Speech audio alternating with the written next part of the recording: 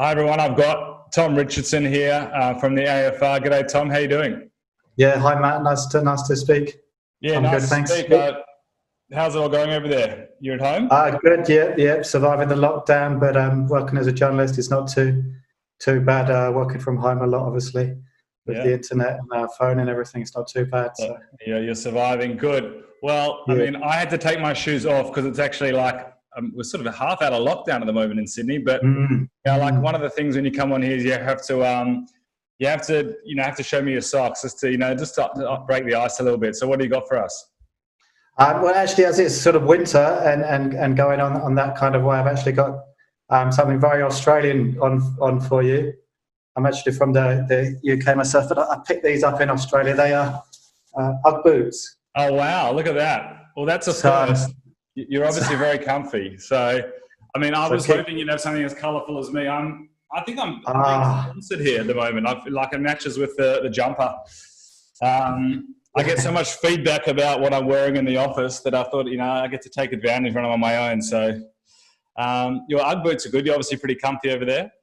Yeah, they keep me warm. A great Australian invention that I've kind of adopted. As soon as you get those first few cold evenings or mornings, I like to keep them on. No, well, you said you were from the UK, and we can hear it from your accent. So, like, I've known you for a while. When you're at the Motley Fool, but the AFR, and a lot of our viewers may know you from Motley Fool and from the AFR. Like, tell us a little bit about your story before you got to the Motley Fool and how you ended up where you are now. Sure. I mean, my professional work experience is all mainly back from the UK and London. My first job out of uni, or first office job, I'd say, was at a place called the European Bank for Reconstruction and Development. So that's kind of like a multilateral development bank. Its main sort of goal was lending money into countries that were part of the former Soviet Union. So that kind of sort of promote free markets, free enterprise.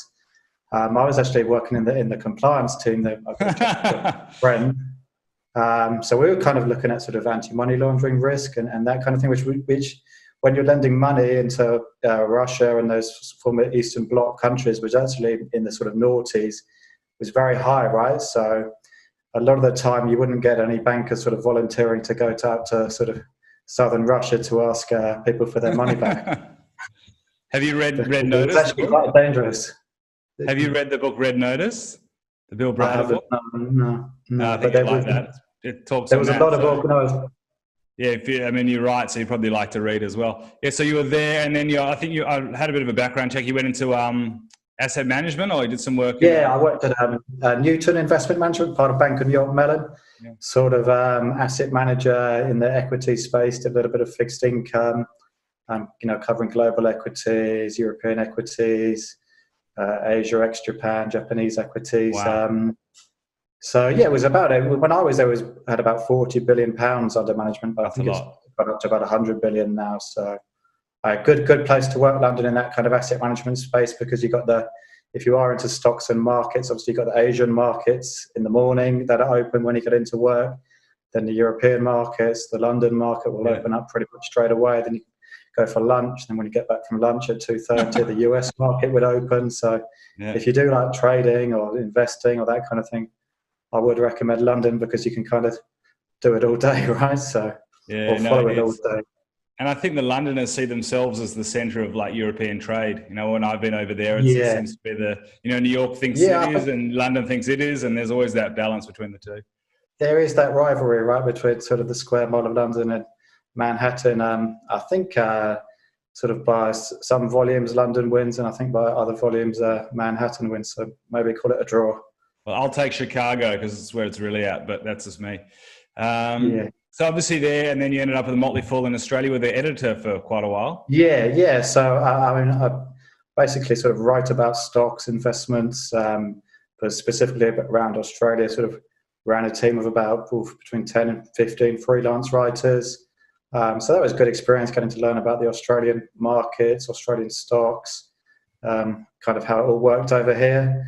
And it was a good time there. And then I've been working at the AFR, the paper, for around about the last 6 months now, I think maybe a little bit more. So I was only there a few months, or in the office, before the pandemic hit. So been a slightly topsy-turvy, but good experience so far. Yeah, awesome. Awesome. No, it's no. Well, as I said, I knew from the Motley Fool and out the AFR. So you're obviously covering a broad range of things in the market section. And one of the things I noticed you cover, other than unlike a lot of other Aussie journos, is you cover sort of growth stocks, and actually you also cover the US stuff quite a bit, which is really interesting. Yeah. Like, you know, is that something you've always done, or you've always looked at sort of high opportunity growth sort of stocks, or? Yeah, I mean, I like the US market generally because it should have the best tech companies, right? It's got the best universities. It's got the most funding, so it can kind of produce the best grads in terms of computer science. The companies can recruit the best people, and like sort of, you know, Silicon Valley is generally where the best ideas are being exchanged, and it's got the oodles of venture capital funding as well. So it's not really a big surprise that these top companies are coming out of the US. I think they can even trawl through sort of universities. I think they trawl through and try and recruit the best computer science professors, I heard, and that kind of thing. So when the sky's the limit, right, for them in terms of what they can pay people and how they attract people. So it makes sense, right, that these sort of big tech winners are coming out of the US to me, and it's hard for other countries really to compete with that. And they got the capital as well, obviously. I mean, like we chatted before, and you've mentioned some names that I haven't heard of, and they're like $20 billion companies. It's like quite amazing what's out there. Yeah, I mean, I was looking at a few stocks. I mean, one of them that has been in the news quite a bit is Tesla. Yeah. I mean, obviously, it's had quite a lot of bad press. I mean, there's been a lot of short selling around it and that kind of thing. And obviously, my role at the Motley Fool and at the AFR, I get to meet a lot of buy-side fund managers, hedge fund managers, that kind of thing. And, you know, I went to lunch with a couple of them probably maybe around 2 years ago, sort of prominent Sydney hedge funds. They were both short in the stock when it was around about $250, $300. Ouch. Yeah. I think they're taking you for lunch now, are they? Well, in fairness, they probably closed the positions. But, I hope so.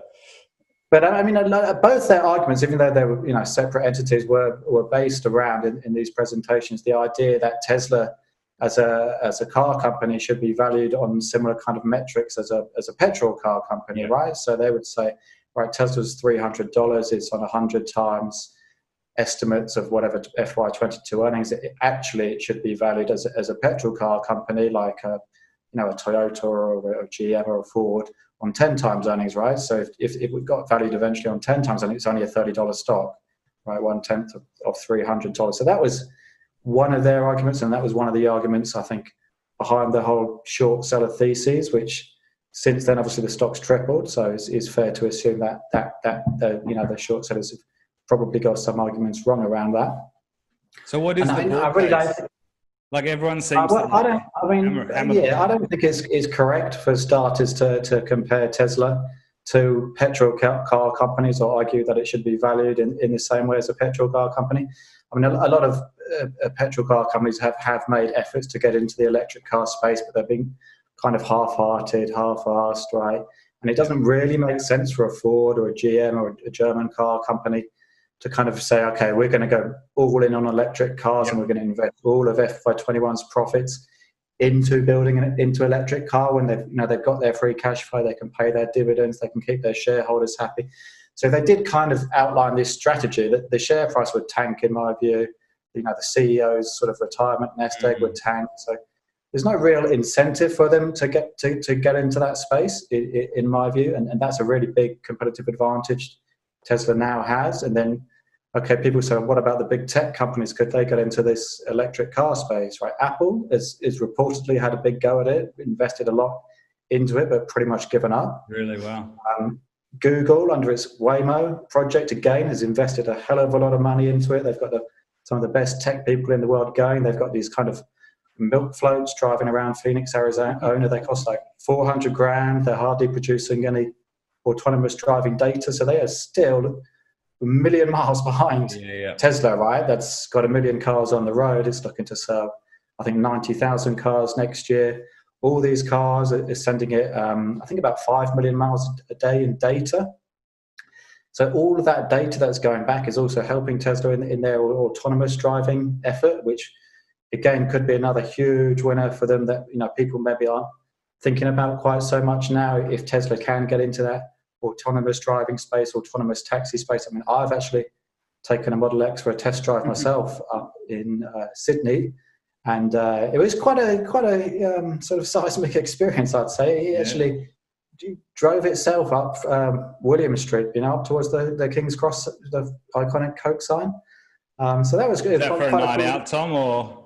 It was a test drive, so it was during the day. But it was quite a cool experience. It actually got me thinking, right? Well, maybe this is really the future. Yeah.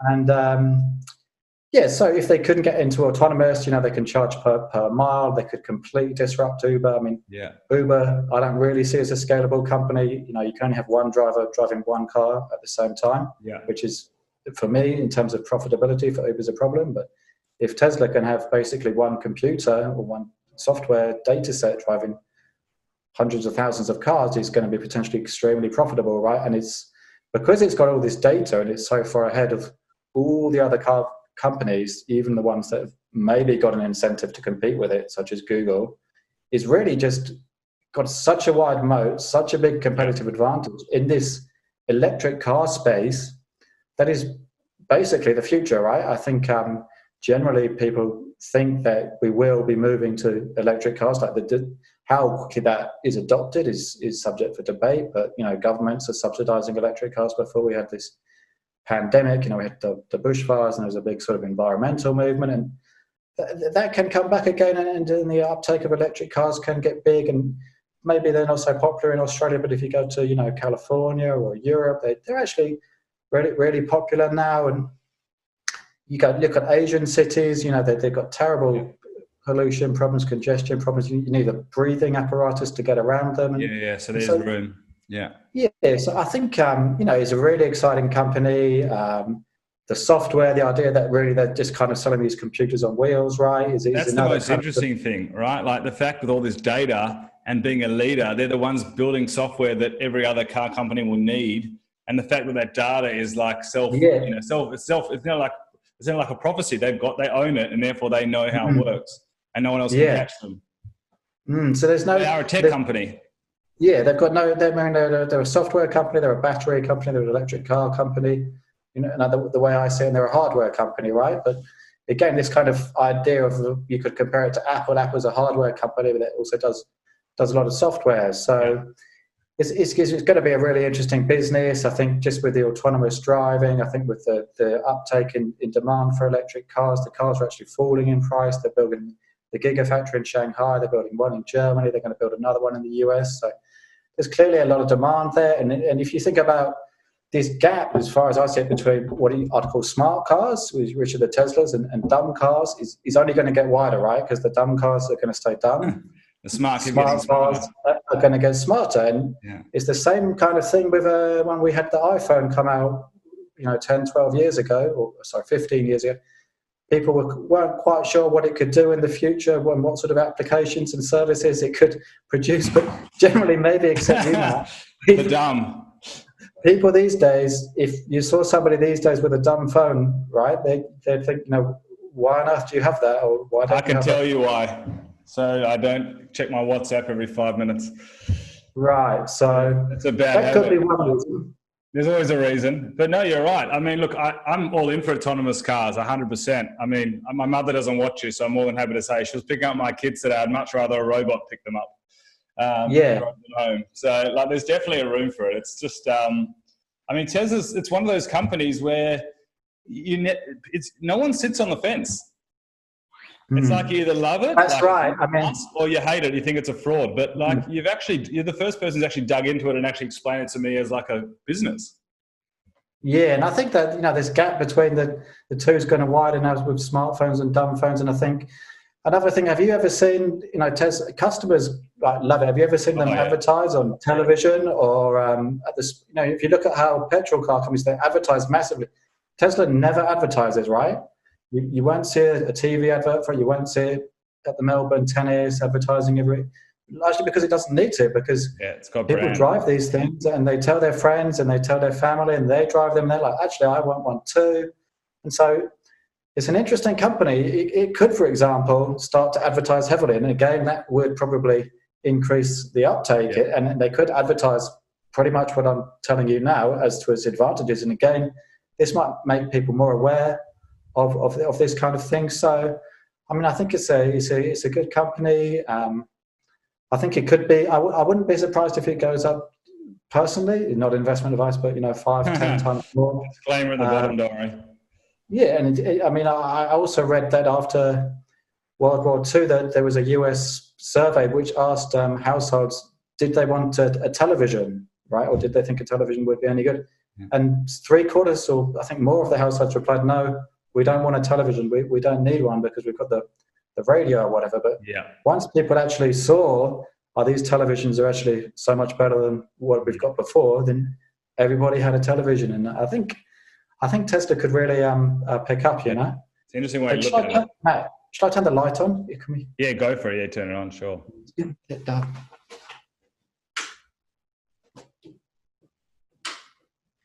Is that better? Yeah, perfect.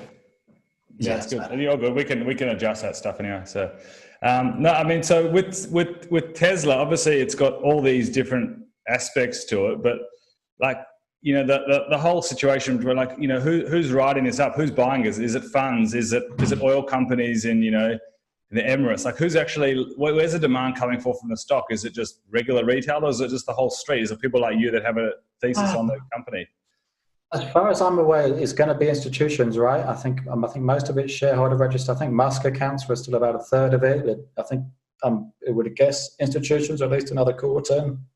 I'd be surprised if retail's more than 10-15% in. And I mean, I don't think it's retail, right, that's bidding up this stock. I think it's the institutional investors. It never is, right? To move it this much, it needs to be institutional flow. Yeah, he'll kind of round to this way of thinking that, it could be the future. I think it's worth about 150 billion now, which it's amazing. In 10 years' time, that might look very cheap, or 5 years' time, that might look very cheap, because I don't see a company in the market, in the large cap end of the market, with a bigger moat or better competitive advantage at the moment. I don't think the fact that it did swallow so much capital and take up so much capital getting going, and that it's got a fair lick of debt on its balance sheet, actually speaks to its competitive advantage in a way, because how can anybody else compete with this? Yeah, because if you tried to start one from scratch, you'd need an obscene amount of capital to get it going, which Tesla's proven. And then again, you've got no guarantee of success, because Tesla's also a software company and a computer science company. So you'd have to have that plus the hardware sort of knowledge to do a Tesla. So it's really going to be hard to compete with now, and I think it's got a good future. There's NIO over in China that's also listed in the US. Do you follow that at all? I don't know, but China, I would say, is probably the big competitive risk for Tesla, in that they can use the technology and probably produce maybe cars similar, cheaper. But again, I think they're going to have the autonomous driving gap in terms of the mileage. Yep. And they're probably going to have difficulty getting the software to the same standard. But and also I would say China. I think the brand, like Tesla, speaks to, like, they started as an electric company, like, you got Musk at the top, and people putting themselves in these vehicles to be driven. You haven't really seen a massive China car company infiltrate the markets, and hasn't really made it into like Western society as a whole. We've obviously seen them produce cars, but it's not like the German cars. But Tesla is like, I see people driving around, my neck of the woods, and there's a car that's a Tesla with the number plate Musk on it. People they see Tesla and they trust it. It's got, as you said, it's got more than the moat from a business point of view. It's got the moat from a brand point of view, and ultimately, when you drive a car, you've got to trust that it works. Yeah, I think it's fascinating. So what else are you watching? Obviously, you're pretty deep on Tesla, which is amazing, because you only see the news and you see the headlines. So this is a really interesting look at it. But give me a couple other stocks. I mean, we spoke about Okta, which I did a quick search on, as that was a $20 billion company. It's like one of those unknown 20 times unicorn sort of stocks. It's pretty amazing. You want to tell us about it? Yeah, so it's an enterprise software company, again, out of the US. I think it only listed a couple of years ago. It's quadrupled in price. It's got a market cap around about 15 billion US now, I think. So it's gone up 10 times since 2017 when it listed. I had a look. 10 times, right. So that just shows. Where were you back then, Tom? Where were you? I needed you then. I was, but It is, again, it looks like another exciting company. It basically provides a single login for large companies for their employees to use to log into all their applications that they would use at work. So, for example, if you're working at a big enterprise, you might have to log onto your intranet, you might have to log onto your content management system, you might have to log onto Slack, you might have to log onto your payroll system. You might have to log on to Zendesk, you might have to log on to your customer relationship system. And obviously all that needs to be secure. So it uses one password. It lets the employee log in using one password to all the systems. It gives the company that's using Okta faith that their systems are secure, which is important. It saves the employee time in terms of they've only got to have one password. Yeah, I can see the use case already. They are signing up companies, especially large ones, at a real rate of knots that are paying over $100,000 a year in recurring revenue, and is born in the cloud, right? So it's got very, very few legacy costs. I think they've got about 1,600 companies at the moment paying it more than $100,000 a year in recurring revenue, which amazing. Is, again, it kind of reduces their customer acquisition costs, because if you can sign up one company paying you $100,000 rather than 10 paying you $9,000, it's actually less time per sales and marketing effort. So, and it also speaks to the fact that it's kind of a market-leading product, and that the customers love it. I think it's net dollar retention rate, which kind of shows you how much more the same customers are spending with each year. It was about 130%. So customers are actually spending more to use it. More of them. Yeah, so that's very, very sticky. And then they reported their results last week, actually, and I think it's at a record high now. And at the same time as they reported their results, they said that they're integrating with Amazon Web Services, which kind of speak to that network effect. If you think of sort of Amazon and Google as the sort of back-end data center, internet infrastructure companies, then you've got your developers doing your websites for these companies as well, like in Java or another language. Then at the front end, you've got the applications that Okta logs into. If Okta can then also have some sort of agreement with Amazon, then it kind of gives you that big network. And another company that people might know is that uses Okta, as far as I'm aware, and recently did a huge migration to Amazon Web Services, is Xero. So all the Xero, the cloud accounting company, or the Xero employees will use Okta to log into their applications. It fuels its growth by having these partnerships. Yeah, so it's this big network effect. It's this market-leading thing. It's the fact that they're signing up very big private clients, but they can also go into the public sector. And if you think about how government and stuff, needed there for the health services, the defence services, the civil services, local councils, it's got a very big addressable market. Yeah. It seems to be a market leader. It's online only. It's got the network. So I think it's one to watch. Obviously, the valuation's really shot up, so you probably want to be cautious about that. When you're charging $100,000, it's like, it's not like Stake where you charge nothing. These guys are charging, $100,000 a pop. So it's obviously, and also the cost to integrate in if you're an enterprise and you're in, and then switching costs, and then it's your security. So you're like conscious of that. The real question I want to know is, how did you find it? I would have found it technically by looking for like breaking out to a new level, but how did you actually go find Okta? Just through sort of friends, acquaintances, or just online. If you're just looking at cloud stocks on CNBC or on that kind of thing, or just generally talking to people maybe interested in a similar kind of space. So it's an interesting business. Obviously, I'd say the valuations got high, but there's another company, Twilio, as well, which again SMS, right? Yeah, so the best way to think about what it does, I'd say, is it's in the business to consumer communication space, right? So if you notice that you're probably getting a lot more, if you had a smartphone, mate, you're probably I do have one. This is just for escaping life for 10 minutes. Right. But you probably know you get a lot more text messages these days, right, to your phone from businesses. So their software is kind of powers that business to consumer communications, but in messages, video, internet communications. So I just had a look at their website today, and they give a few case examples of the kind of thing they do, right? And so they said for a coffee franchise, or even for a cafe, that once you've built your app or then Twilio can basically sell you the software, the code, it'll be in Java or Python, that the developer at the cafe can then use very easily, apparently, to let a customer, for example, order, a cappuccino. Right. And then the Twilio software will then take the order, it will put it on the barista's tablet, the barista can accept the order, and Twilio software will help ping a message back to the customer's phone saying your cappuccino's ready, you can collect it. So, I mean, that's quite a cool kind of thing in that business. If you think about how big, how wide that could get, then it's kind of quite exciting. And then if you think about the thing, you also get sort of flash sales to your phone these days.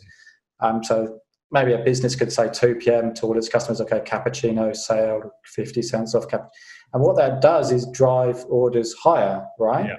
So Twilio takes a small cut, maybe 1 or 2 cents on every text message. The company's selling more coffee, so and then customers are maybe getting a discount. So everybody's a winner. So it's kind of in this business to smartphone communication space, which is growing very quickly. And email, also know your banks as well. If your passcode for payments through phone, because email is actually not so secure compared to your phone. So a lot of that is shifting to smartphone communication, and there's a whole load of case uses that you can do with New York City and in the contact tracing app for COVID-19. Twilio's providing the platform, so it can ping anybody that might have been tested positive, and all the associates using that platform. It can do platforms for call center people who might be working from home, rather than working in the Philippines or Darwin for a call center for Telstra. You could do that work from home using an online only. It's going to automate all of that communication. And also, if you think about your example of, like a coffee shop or even just a store, the fact is if your competitor has it, you also need to get it, because it just becomes the go-to mean to communicate. So the growth begets more growth. So, and you see it, as you said, people just get used to that as a mode of communicating with customers. It's like, well, the liquor shop down the road has it, I've got to get it too. Those things sort of have to do. Yeah, and the same as sort of pizza store, they can send deals 2 for 1 pizza, that kind of thing. So it's really creating its own, a bit like Tesla's kind of creating its own economy, like Tesla's creating its own electric car economy. Twilio is creating its own kind of API economy, right? In that you can use these apps to communicate. It does for Lyft. So and Uber has done in the past. So if you phone your Uber driver, the software that allowing that connection to the Twilio. Uber app is actually Twilio software, right? And it can disguise the number as well, so there's no sort of security concerns either for the driver or for the rider. So it's in quite a big space. And well, I think we've got to set up a service where our customers get sent an SMS when you find a new stock, I think. Yeah, I think pretty interesting. Its last report, its net dollar-based expansion rate was 140%. So what that shows you is all the customers, the same customers, this is in the prior corresponding quarter, the 2019 quarter, ending March 31, all of those same customers in the 2020 quarter, ending March 31, spent 41% more with it, which shows you the customers love once they're in what the service does for their own sales, right? It's like if you had a restaurant and all your customers spent $1,000 in one 3-month period, and the corresponding one later, they spent $1,400. It means they're ordering a starter, a main course, and a pudding, right? So they just love your restaurant. That's very British. So the pudding is dessert in the other half of the world. My sister lives in Britain, so her kids tell me about pudding. So now I know. Right. But you think there's probably room for Facebook with owning WhatsApp, that could be an angle that they go down as well at some point. Yeah, they've definitely got competition. I think people have talked about Amazon being competition in the past as well. But I think Facebook, is another great stock, another great company. I know, again, it's got a lot of haters or detractors and that kind of thing. But again, I think it's got this very wide network effect. It's got, WhatsApp is gaining that business to Instagram, business obviously. Communication space, business to consumer communication space. It can kind of compete with, the similar sort of thing that Tencent's doing, but it's got some regulatory risk. Facebook, I think, is the big risk with it. But again, I think it's a great company, and Instagram as well is obviously still growing very strong. No, so super interesting, Tom. It's actually just feel like I could pick your brain for ages, and I think a lot of our viewers would also want to. How can they follow you? How can they, get more of the insights that you're seeing, whether it be in Australia or in the US? Probably just maybe just reading the paper. I've got a Twitter account at TommyR345.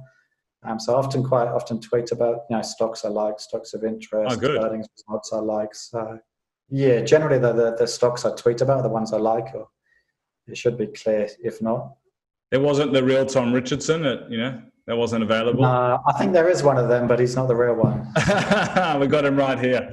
Now, Tom, that was awesome. It's amazing to do deep dives into stocks. We speak to people, that are in, from TV or from football, and everyone's obviously invested, but, your take is like quite deep, and you really look at a company, like what is it, what can it be? Not what it is, or what can it be, which is, it's the way you need to look at growth stocks, because you have to see things that others haven't. That's the value you're trying to find in a business. So this is awesome. I know our guests are going to absolutely love it. So Tom Richardson, thank you so much for coming on. Great to see you again. It's been a while, but great to see you doing well, and good luck at the AFR. I'm sure you'll smash it. Thank you very much. Thanks for having me. Awesome. Honestly, it's awesome.